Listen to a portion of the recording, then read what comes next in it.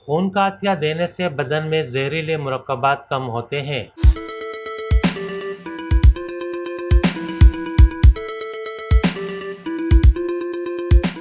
پہلی مرتبہ ایک تحقیق سے معلوم ہوا ہے کہ باقاعدہ خون عطیہ کرنے سے بدن میں وہ زہریلے مرکبات کم ہو سکتے ہیں جنہیں PFAS کہا جاتا ہے۔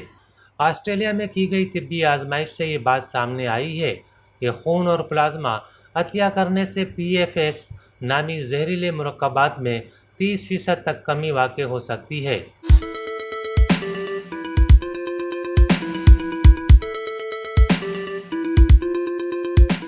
یہ کیمیکل صنعتوں میں استعمال ہوتے ہیں اور انسانی بدن میں جاتے ہیں، جنہیں ہمیشہ کے کیمیائی اجزاء بھی کہا جاتا ہے۔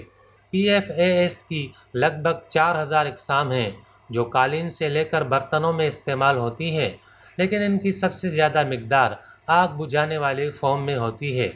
یہی وجہ ہے کہ فائر فائٹر کے خون میں PFAS کی زائد مقدار ہوتی ہے۔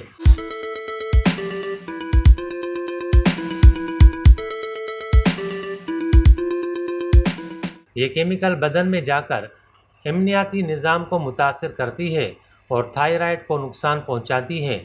یہی وجہ ہے کہ اب PFAS سمیت زہریلا پن ہمارے لیے ایک چیلنج بن چکا ہے۔ دوسری جانب یہ بدن میں جا کر طویل عرصے تک موجود رہتے ہیں۔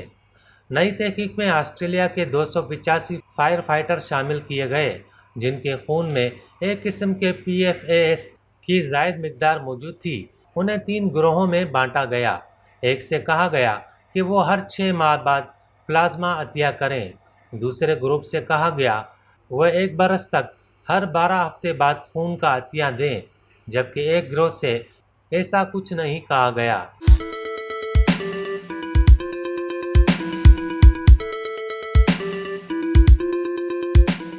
اب جن افراد نے خون اور پلازما عطیہ کیا تھا ان کے خون میں PFAS کی سطح 30% تک کم دیکھی گئی، اور یوں معلوم ہوا کہ خون اور پلازما عطیہ کرنے سے یہ خطرناک زہریلے کیمیکل بھی کم ہو سکتے ہیں۔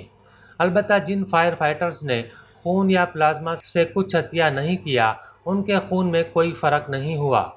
یوں ثابت ہوا کہ خون اور پلازما عطیہ کرنا بہت مفید ہے۔ اس کی وجہ یہ ہے کہ آج کل کی تیز رفتار اور مصنوعی زندگی میں کوئی بھی ان کیمیائی اجزاء سے محفوظ نہیں۔ ہمارے خون میں بھی ان کی کچھ نہ کچھ مقدار موجود ہو سکتی ہے، اور یوں خون عطیہ کرنے سے اس سے چھٹکارا حاصل کیا جا سکتا ہے۔